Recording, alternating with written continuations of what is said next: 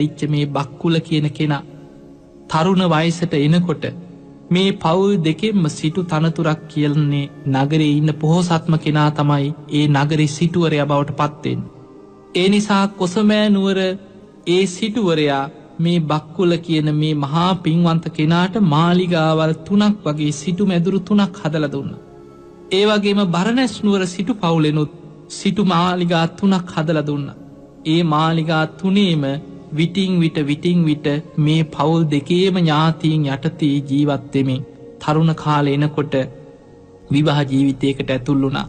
බොහෝම ලස්සන කුමාරිකාවන් බොහෝ පිරිසකගේ අප උපස්ථාන යටතේ බොහෝ සැප සහිත කාමභෝගී ජීවිතයක් තමයි මේ බක්කුල කියන කෙනා ගිහි ජීවිතේ ගත කරේ. පුංචි කාලයක් නෙමෙයි. අවුරුදු 80ක් වෙනකම්ම මේ සිටු පවුල් දෙක යටතේ පෝෂණය වෙමින් මේ මාලිගාවල් වල මේ සිටු නිවාසවල සැප සම්පත් විඳිමින් මේ බක්කුල කියන කෙනා අවුරුදු 80ක් ජීවත් වුණා.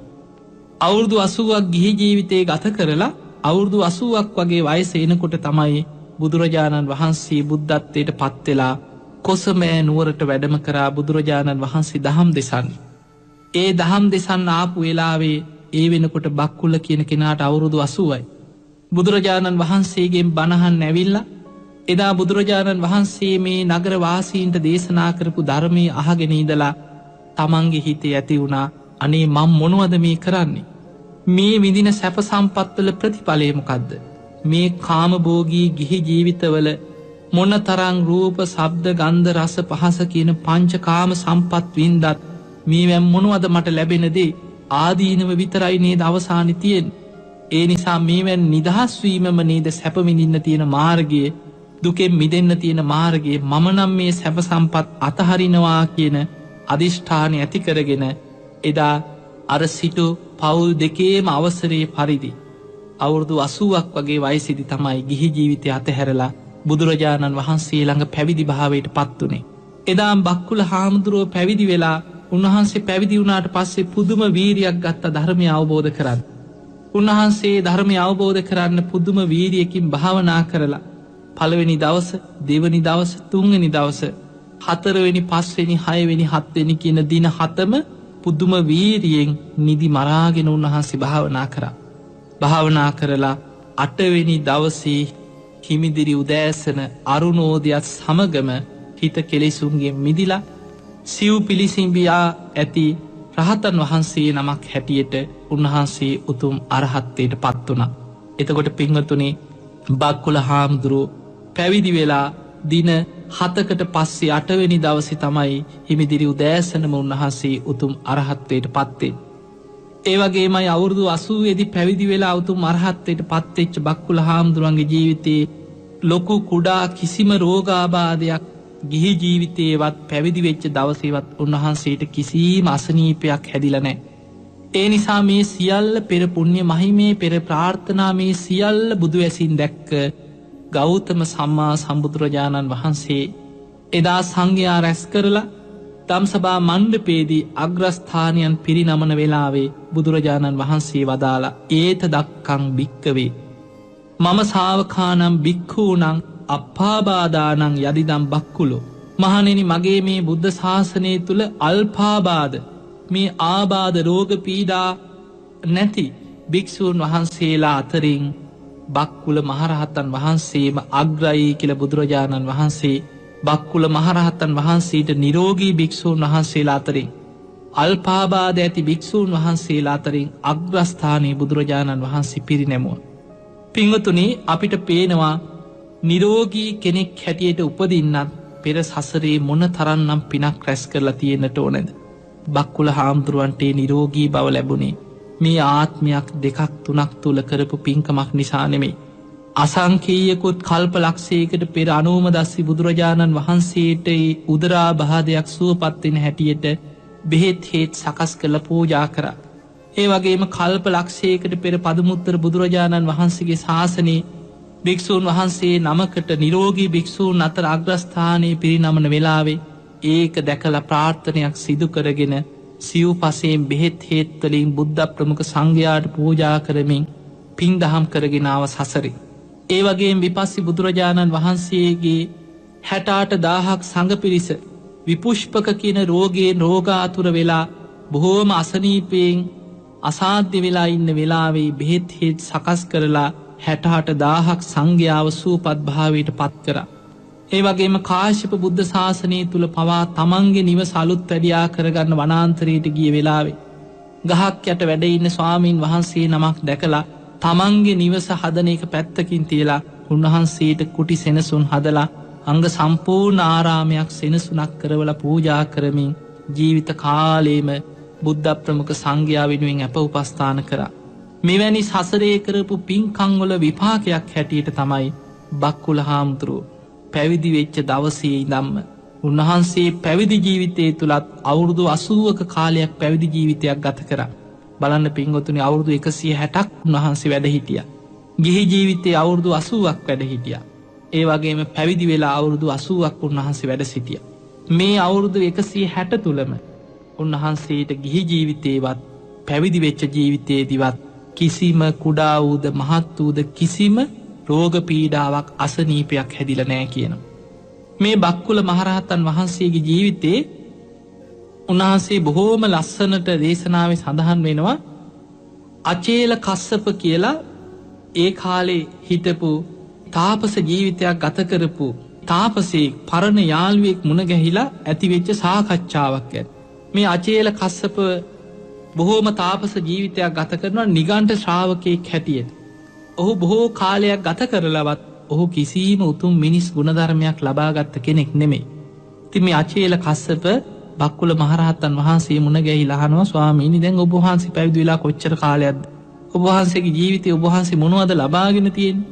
මේ විදියට උන්වහන්සේගේ ජීවිතයේ උන්වහන්සේ මොනවද ලබාගෙන තියෙන්නේ කියලා ඒ තාපසේ අචේල කස්සප තමන්ගේ ජීවිතේ තමන්ට ලැබිච්ච දේවලුයි ඒ වගේම බක්කුල මහරහතන් වහන්සේගේ ජීවිතේ ලබාගත් දේවලුයි සංසන්දනය කරමින් ඇතිවෙච්ච සාකච්ඡාවක් ගැන ලස්සන ධර්ම විස්තරයක් දේශනාවේ තියෙනවා.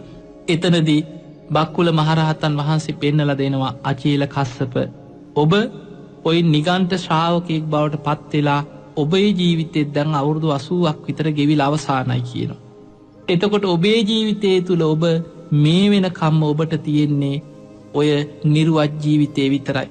ඊළඟට බිම පිහින උපයෝගී කරගන්න මොනර පිල් කලඹක් අතේ තියාගෙන ඉන්නවා. එච්චරයි. ඔබට වෙන කිසිම උතුම් මිනිස් ගුණ ධර්මයක් ඔබේ ජීවිතේ ඔබ ඇති කරගෙන නැහැ.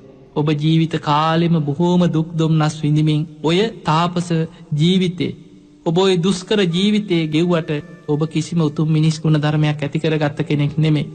නමුත් මගේ පැවිදි ජීවිතය තුල මම මේ විදිහේ ධ්‍යානාදී මේ වගේ මාර්ගඵල මේ වගේ උතුම් මිනිස් ගුණ ධර්ම ඇති කරගත්තා කියලා ධර්මයේ තුලින් එකින් එක තමන් දියුණු කරගත්ත උතුම් මිනිස් ගුණ ධර්ම බක්කුල මහරහතන් වහන්සේ විස්තර කරන බොහෝම ලස්සන දේශනාවක් මජ්ක්‍ධිම නිකායේ සඳහන් වෙලා තියෙනවා. ඒ වගේම පින්වතුනි මේ බක්කුල මහරහතන් වහන්සේගේ පිරිනිවන් පෑම ගැන දේශනාවේ සඳහන් වෙන්නේ උන්වහන්සේ හැබැයි බණ කියන්න දක්ෂ කෙනෙක් නෙමෙයි. උන්වහන්සේ බණ කියපු කෙනෙකුත් නෙමෙයි.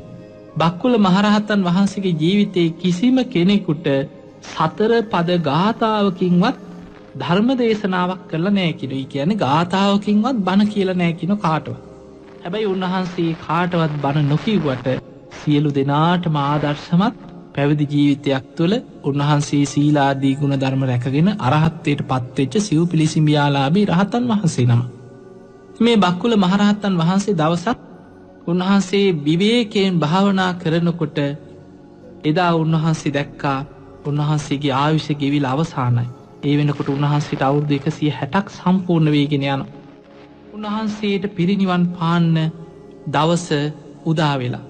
එදා බක්කුල මහරහතන් වහන්සේ භාවනාවෙන් නැගිටලා උන්වහන්සේ ආරාමේ හිටපු භික්ෂූන් වහන්සේලාගේ කුටිවලට ගිහිල්ලා කුටියෙන් කුටියට ගිහිල්ලා භික්ෂූන් වහන්සේලාට කතා කරා. ආයෂ්මතුනි එළියට එන්න. ආයෂ්මතුනි එළියට එන්න. මම දැන් පිරිනිවන් පාන්නයි හදන්නේ. ඔබ වහන්සේලා එළියට එන්න කියලා අර ආරාමේ හිටපු භික්ෂූන් වහන්සේලාගේ කුටියෙන් කුටියට ගිහිල්ලා සියලුම භික්ෂූන් වහන්සේලාට කතා කරා කියනවා. මේ භික්ෂූන් වහන්සේලා සියලු දෙනාම රැස් කරලා උන්වහන්සේලාට තමන්ගේ පැවිදි ජීවිතේ තමන් රැස් කරගත්ත ගුණධර්ම මේ සියල්ල ගැන කියලා කියනවා. ස්වාමීනි ඔබ වහන්සේලා සමග මම මෙපමණ කාලයක් මේ ආරාමේ වැඩ සිටියා. මගේ සිතෙන් කයෙන් වචනෙන් ඔබවහන්සේලාට යම් සිත් ඇවුලක් හිත් රිදීමක් යම් වරදක් වෙලා තියෙනවා නම් මන් දැන් පිරිනිවන් පාන්නයි හදන්නේ මට සමා වෙන්නේ කියෝ. බලන්න රහතන් වහන්සේ නමක් වුණත් මොන තරම් නිහතමානීද. ඒ වෙලාවේ අනික් රහතන් වහන්සේලා අනිත් භික්ෂුන් වහන්සේලා කියනවා අනේ ස්වාමීනි ඔබ වහන්සේ ඊ ඇසුර අපිට ලාභයක්මයි. ඔබ වහන්සේට අපෙන් යම් සිත් රිදීමක් අඩුපාඩුවක් වරද්දක් අපේ සිතින් කයින් වචනින් මේ කාලය තුල වුණා නම් අනේ ස්වාමීනි අපිට සමා වෙන්නේ කියලා උන්වහන්සේලාත් පෙරලා බක්කුල මහරහතන් වහන්සේට වන්දනා කරලා උන්වහන්සේගෙන් අවසර සමාව ඉල්ලා හිටියා. බක්කුල මහරහතන් වහන්සේ මේ සියලු දෙනාම මැද්දේ සංඝයා ඉදිරියේ මේ විදිහට කතා බහ කරලා සියලු දෙනාගේම අවසර අරගෙන උන්වහන්සේ භාවනා ඉරියව්වෙන් වාඩි වෙලා තේජෝ ධාතු සමාපත්තියට සමවැදුණා. තේජෝ ධාතු සමාපත්තියට සමවැදිලා අනුපාදිශේෂ පරිනිර්වාණ ධාතුවෙන් උන්වහන්සේ පිරිනිවන් පානවත් සමගම බක්කුල මහරහතන් වහන්සේගේ ශරීරයේ විශාල ගිනි ජාලාවකින් වෙලිලා ගියා.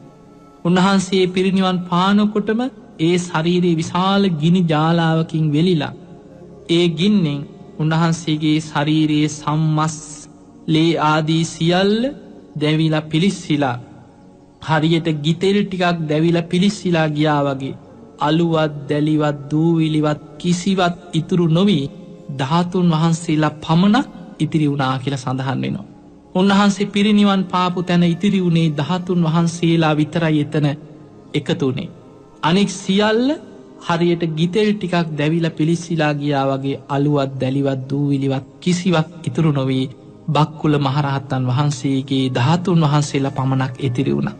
ඒ වෙලාවේ බක්කුල මහරහතන් වහන්සේගේ මේ ධාතුන් වහන්සේලා එකතු කරලා ධාතු කරඬුවල තැන්පත් කරලා ඒ තුල ස්තූපයක් කරලා චෛත්‍යයක් හදලා වන්දනාමාන කරන්න පටන් ගත්තා. උන්වහන්සේගේ ධාතුන් වහන්සේලාට වන්දනා කිරීම තුලත් දෙව් මිනිස් ලෝකයාටම පින් රැස් කරගන්න මේ ස්තූපේ වන්දනා කිරීම උපකාර වුණා. පින්වතුනි එතකොට අපිට පේනවා මේ බක්කුල මහරහතන් වහන්සේගේ ජීවිතේ අල්පේච්ඡ ජීවිතයක් ගත කරපු කෙනෙක්ද. ඒ නිසා මේ බක්කුල මහරහතන් වහන්සේ උන්වහන්සේගේ ජීවිතය තුළ මේ ආකාරයේ නිරෝගී සම්පත්තියක් ඇතුව ඉපදුනේ. උන්වහන්සේ අවුරුදු 160ක් වැඩ හිටියේ. අවුරුදු 160 තුළම කිසිම රෝග පීඩාවක් රෝගාබාධයක් නැතුව උන්වහන්සේ වැඩ සිටියෙම උන්වහන්සේ මේ අතීත බුද්ධ ශාසනවලදී පවා බුද්ධ ප්‍රමුඛ සංඝයාට සිව්පසයෙන් කරපු අප උපස්ථාන විශේෂයෙන් බෙහෙත් හේත් පූජා කිරීම ප්‍රතිකාර කිරීම එවැනි පින්කම් වල විපාක නිසාමයි. එහෙමනම් පින්වතුනි අපි කවුරුත් ප්‍රාර්ථනා කරනවා බක්කුල මහරහතන් වහන්සේට සිය නිරෝගී සම්පත්තිය ලැබේවා කියන ප්‍රාර්ථනය අපි කරනවා. ඒ ප්‍රාර්ථනයෙන් පමණක් අපිට නිරෝගී සම්පත්තිය ලබන්න බෑ. අපිට නිරෝගී සම්පත්තිය ලබන්න නම් අපිත් අසරණ අයට ගිලන් වෙච්ච අයට රෝග පීඩාවලට පත් වෙච්ච අයට උදව් උපකාර කරන්න ඕනේ බොහොම මෛත්‍රී සහගත සිතින්. බුද්ධ ප්‍රමුඛ සංඝයා වෙනුවෙන් බෙහෙත් පිරිකර පූජා කරන්න. මේ කරන අප උපස්ථාන ආදී පින්කම් වලින් තමයි අපටත් උපෝපං ආත්ම භාවවල නිරෝගී සම්පත්තිය ඇතුව උපදින්න පුළුවන්කම ලැබෙන්නේ. එහෙමනම් ඔබ හැම දිනාටමත් බක්කුල මහරහතන් වහන්සේටසේ නිරෝගී සම්පත්තිය ඇතිවම උපෝපං ආත්ම භාවවල ධර්මාවබෝධය ලබන තෙක් ඉපදීමට මේ ධර්මශ්‍රවණ මේ පිනත් මේ බුද්ධ ප්‍රමුඛ සංඝයා වෙනුවෙන් කරන පින්කම් වලින් ඔබටත් නිදුක් නිරෝගී භාවයේම සැලසේවා කියලා අපි ආශිර්වාද ප්‍රාර්ථනා කරනවා.